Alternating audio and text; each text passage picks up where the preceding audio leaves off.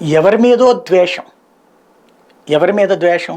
చంద్రబాబును ఓడించిన ప్రజల మీద ద్వేషం, రాష్ట్రం మీద ద్వేషం, జగన్ మీద ద్వేషం, మోడీ మీద ద్వేషం, కేసీఆర్ మీద ద్వేషం, అందరి మీద ద్వేషమే. ఈ ద్వేషంతో ఆంధ్ర ప్రజల్ని నిత్యం తప్పుదోవ పట్టించేటువంటి వార్తల్లో ఇదొకటి.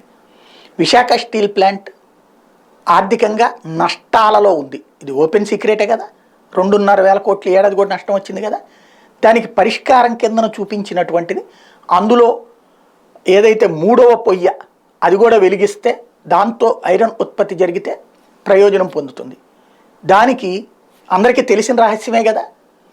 ఇంతకాలం ఎవడూ ముందుకు రాలేదు. ఇప్పుడు జిందాల్ స్టీల్ వాడు ముందుకు వచ్చాడు.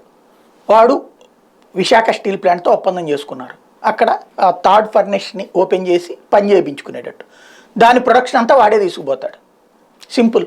దానికి అయ్యే కాస్ట్ ఇస్తాడు. తద్వారా వీళ్ళకి రాబడి ఉంటుంది. అదే కదా ఇంతకుముందు ప్రపోజల్ కూడా. ఆయన పేరేంటి, మన జేడి లక్ష్మీనారాయణ గారు చెప్పింది కూడా, జనాలందరం డబ్బులు కట్టేసి చేద్దామని కూడా చెప్పారు కదా. కానీ ఆశించినంత అవ్వలేదు కదా. ఇప్పుడు జిందాల్ ముందుకు వస్తే దాని మీద విషం చిమ్ముతా ఆంధ్రజ్యోతి ఓ పెద్ద కథనాన్ని రాసుకొచ్చింది. ఈనాడు అయితే చిన్న వార్త కింద లోపల పేజీలో ఒక ముక్క కిందకు తోసేసింది. 11వ పేజీలో విశాఖ ఉక్కు కర్మాగారంలో బ్లాక్ ఫర్నెస్ 3ని పునఃప్రారంభించడం కీలక మలుపని ఉక్కు సీఎండీ అతుల్ భట్ అన్నారు. కార్మిక సంఘాలతో ఉక్కు ప్రధాన పరిపాలనా భవనంలో గురువారం నిర్వహించిన సమావేశంలో సీఎండీ మాట్లాడారు.